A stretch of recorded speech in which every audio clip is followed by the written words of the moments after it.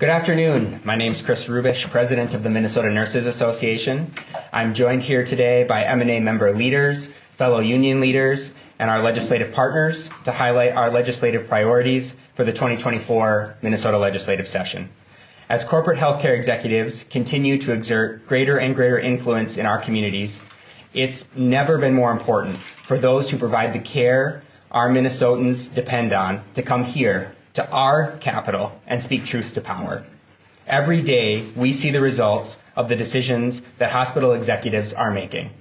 In Boston, where families will need to drive more than an hour of additional drive time for labor and delivery services, limiting access to critical care simply because of where they live. At HCMC, where executives have received not one, but 2 pay raises despite their decision to cut employee health insurance coverage. In the Allina health system, where continued benchmarking and staffing cuts by executives present a real and present danger to safe patient care. Or in Duluth, where essential health executives continue to use a labyrinth of legal challenges to prevent nearly 400 advanced practitioners from having a free and fair election on whether or not to form a union. Now, corporate healthcare executives think that they run the show. They have the money to pay more than 60 lobbyists to ensure that the system stays exactly like it is. But we're here to speak with one voice and demand change. Minnesotans can do better, and we must do better. I am now pleased to introduce MNA's first Vice President, Shiori Konda-Muhammad, to share her experiences with the effects of our corporate healthcare system in our hospitals. Good afternoon. My name is Shiori Konda-Muhammad. I'm a cardiovascular ICU nurse at North Memorial Health Hospital, and I am the first Vice President of MNA. The job of nurses is to provide exceptional care to our patients. We do that every day at the bedside, but we also do it at the bargaining table, at the Capitol, and on our hospital floors when we advocate for safe and high-quality patient care.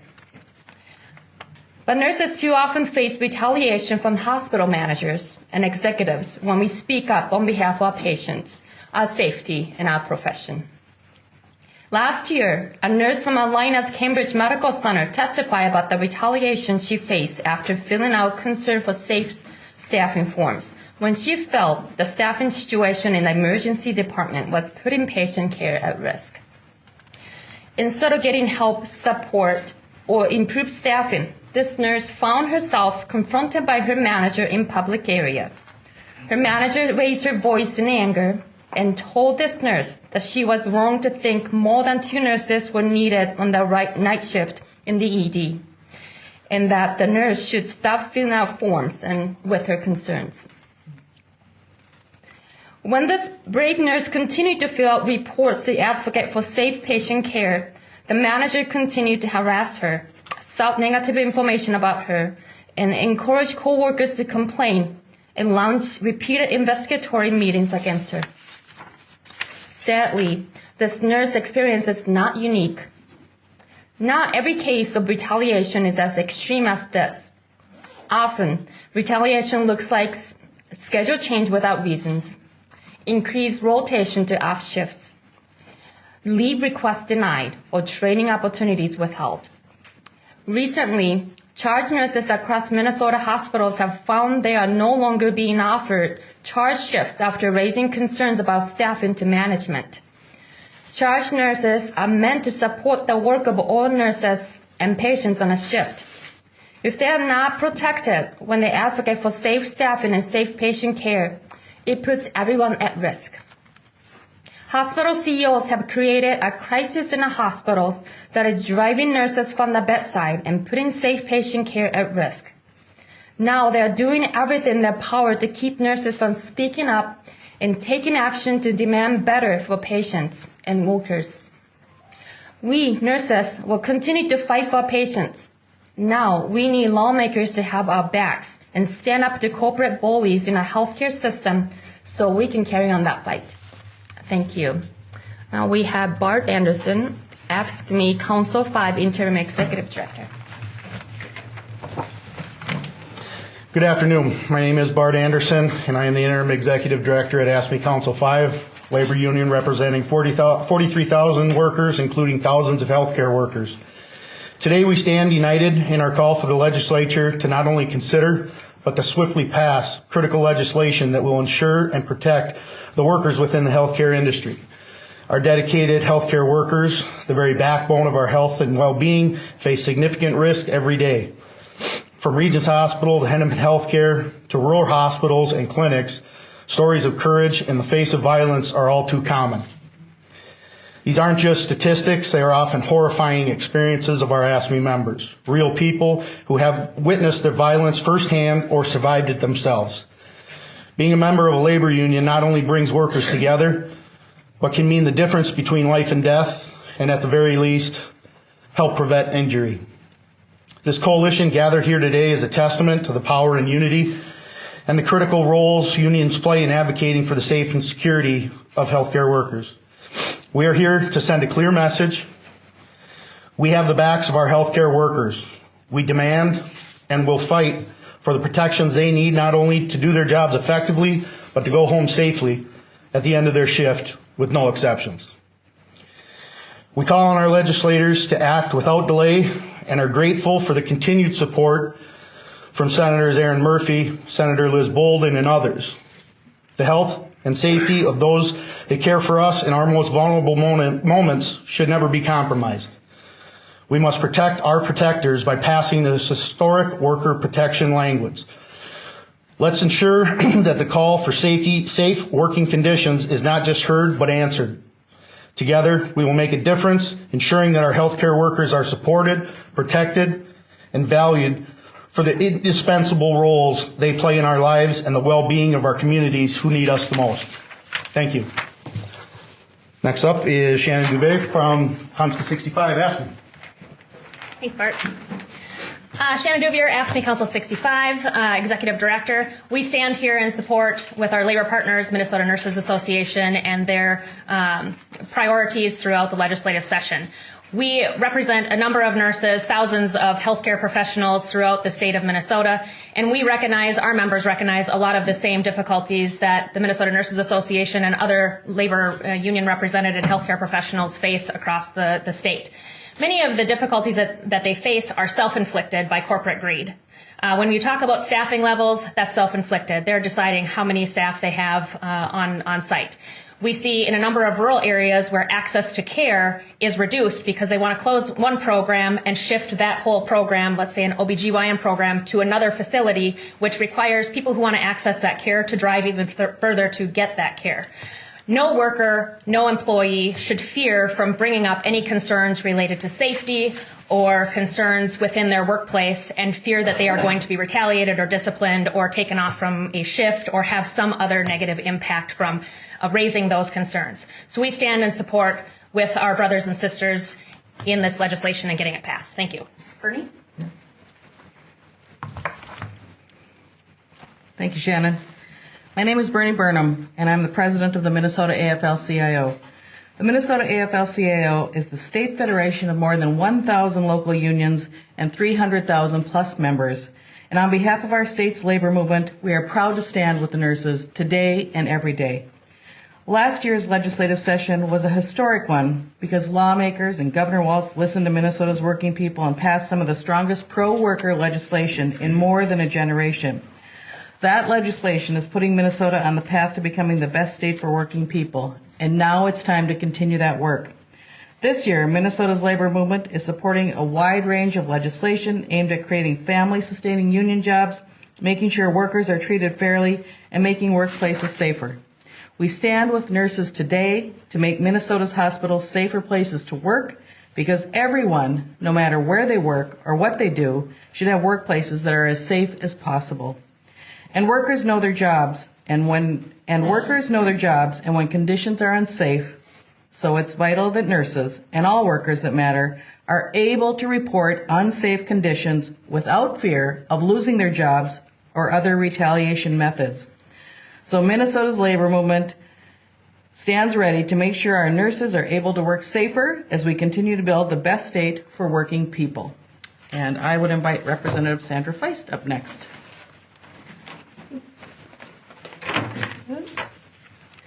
Hello, everyone. I'm incredibly proud of Minnesota's reputation for high-quality healthcare.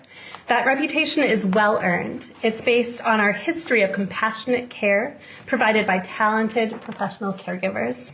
Our hospital systems used to be focused on that local community care. But increasingly, those closest to our healthcare system, hospital workers and patients, are telling us that the system is no longer working for them, but seems to be working only for executives and at the top of these healthcare corporations. Last legislative session, I was proud to be on the front line of the fight to improve patient care staffing levels in Minnesota with legislation that would have brought nurses and hospital managers together to ensure that patients would continue to receive the care and attention that they need from our exceptional caregivers here in Minnesota. That legislation had bipartisan support and buy-in from hospital systems big and small across Minnesota. But at the 11th hour, strong corporate influence leaned on our political process to kill that bill. Despite that outcome, I am proud of the gains that we made for nurses and patients last session, including loan forgiveness for Minnesota nurses and updated protections against violence in our hospitals. But our nurses are telling us that patient care is still at risk in our hospitals. And the recent MDH report on adverse events, which is patient injury and death that are preventable, backed this up with high levels of patient falls and bed sores, which are closely tied to understaffing. Hospital executives are still slashing care staff levels at the bedside, and this is driving more nurses away from the bedside and from their professional license, and most of all from their patients. Nurses have been rated the most trusted profession by the public for more than 2 decades. As lawmakers, we need to trust nurses when they tell us that they face retaliation for speaking up in defense of safe patient care. We need to trust nurses when they tell us that violence is rising in our hospitals for patients and workers due to slashed staff levels and resources. And we need to trust nurses when they tell us that there is a crisis in our hospitals, causing service closures, reduced staffing level and services, and rising costs for patients and rising compensation for executives. It's due to the outsized role and misplaced priorities of the executives running our hospitals. I am so heartened to see the strong coalition of workers' unions coalescing around this agenda. The broad coalition reflects the fact that this legislation is not just about nurses, but about all of our amazing hospital workers and the incredible care that they give to Minnesotans in our hospitals. It's also about patients ensuring that everyone deserves the care that they need and that they deserve. I repeated myself, but you get the point. I am honored to carry an important piece of this agenda in the House this legislative session, including protections against retaliation and improved nurse loan forgiveness. And I'm thankful for the many other legislators in the House and the Senate who are stepping forward to make our hospitals work for our patients and our workers once again. And with that, I would like to call out my former House colleague and now Senate colleague, Senator Liz Boldon. Whoop, and I'm going to run into this thing again. Good afternoon. I am Liz Boldon. I serve in the Minnesota Senate. I live and work in Rochester. I have also been a registered nurse for over 20 years. Nursing is one of the most dangerous professions, and hospitals have some of the highest rates of worker injury and harm. 2019 report from the American Nurses Association said that 1 in 4 nurses reported being physically assaulted.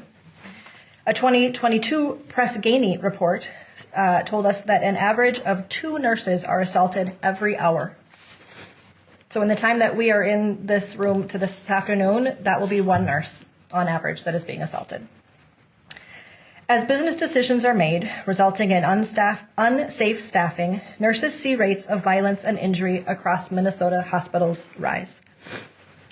There needs to be direct intervention to support hospitals that are safe and prioritize healing and recovery. I am really proud to carry legislation in the Senate aimed at making hospitals and healthcare entities and environments safer for nurses and for staff. Every worker should have a safe environment to work in. This legislation builds on our successes that we fought for here at the Capitol last year in a patient-centered approach to workplace violence that incorporates de-escalation and trauma-informed care. I often say that nurses are many of the best people I know on this planet, and that's probably true for many of us. And we owe them more than our thanks and our admiration and our words. We owe them action. It is past time. Nurses are telling us what they need. We are saying, and there's data to show that our workplaces are not safe and increasingly so. So I'm proud of this legislation that will make a difference and make workplaces at hospitals safer for nurses and all healthcare workers. And with that, I will pass it over to John Welsh. Good afternoon. My name is John Welsh, and I'm a medical surgical nurse at Unity Hospital in Fridley, and I'm also chair of the Minnesota MNA Governmental Affairs Commission. The wins we accomplished during last year's session with the help of our labor allies and our other friends at the legislature were historic. Paid family and medical leave, increased oversight of healthcare mergers. For nurses, we achieved critical updating on our workplace violence protections and a limited student loan program that will help hundreds of nurses. But our work is not done. Management continues its race to the bottom on staffing levels and patient care. The same healthcare executives that defeated Keeping Nurses at the Bedside Act are making further cuts in patient care right now. I'm working with more patients than I did last year, and I have fewer nursing assistants to help me. Our ability to provide safe and dignified care to our patients is being put at risk by our CEO's pursuit of supposed efficiency and the bottom line. Now those CEOs are shaming patients for seeking care in our hospitals while taking million-dollar raises for themselves. The continued outsized power and misplaced priorities of hospital executives makes clear why we must take concrete steps this year to make conditions better for our patients and our nurses. So, first, we need to protect nurses who stand up and challenge management when given an unsafe patient assignment. The Nurse Practice Act demands that we not accept a patient assignment we feel in our professional judgment we cannot safely cover. But nurses who do so, as you've heard, are often subject to management discipline in just a blatant attempt at intimidation. Second, we need more accountability for the tax-exempt healthcare corporations that run our hospitals. Not too long ago, healthcare in Minnesota meant taking care of each other. Today, our system is in a crisis of corporate greed. Our agenda calls for higher standards for hospitals to keep their nonprofit status, increased prioritization of community health needs, increased public accountability for our public hospitals, and a pay cap on hospital CEOs. Finally, we need to build on some of our wins from last year. On workplace violence, we are seeking mandated crisis response teams for every hospital. And we need to increase the student loan forgiveness program that we passed last year so that can help thousands of nurses who are working at the bedside but still are working with that burdensome school debt. Make no mistake, our ultimate goal is to remains to one day pass a significant staffing legislation that protects patients and keeps care staff at the bedside. But this year we can make meaningful steps to improve the working conditions of nurses and protect patients while holding healthcare CEOs accountable. And we will do it with our legislative partners, and I just want to give a thank you to our strong legislative champions for our patients and nurses who have stepped up to carry this important legislation this session. And some of those include Senator Aaron Murphy and Senator Sandra Feist on the retaliation. Sorry. Representative Sandra Feist on retaliation protections and student loan forgiveness. Senator Liz Boldon and Representative Liz Ryer on workplace violence prevention. Senator Melissa Wicklund and Representative Robert Bierman on nonprofit hospital oversight and accountability. Senator Murphy and Representative Andy Smith on regulations around hospital closures. And Senator John Hoffman and Senator Sidney Jordan on oversight and accountability at Henry County Medical Center. We thank our legislative partners, and we can't do, they help carry the nurses' voices to this building, and hopefully we can make some changes for our patients and our staff. And we'll take questions. Any questions? Yeah, Max at the report. So can you just talk about some specifics about the legislation you want to see regarding nonprofit status? So what specifically are you proposing here? Anybody?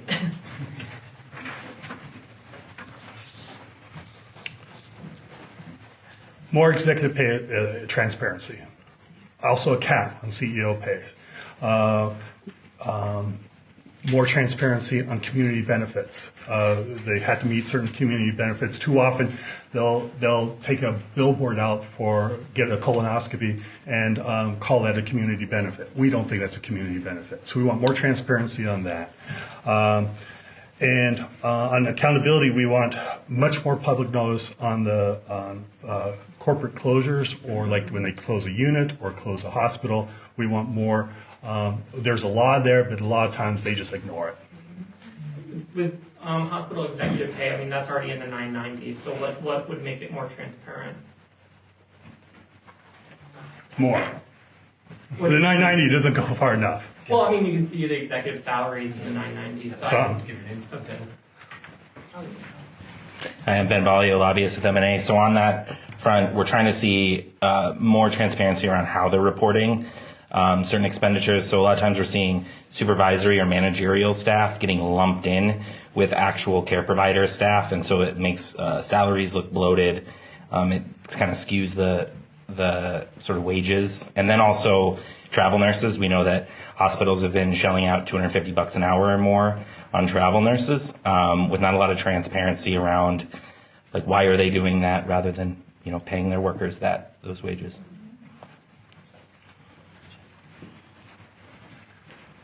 Sam Fettig with the Minnesota Nurses Association. I just wanted to follow up on one thing that was mentioned, which is the community benefit spending.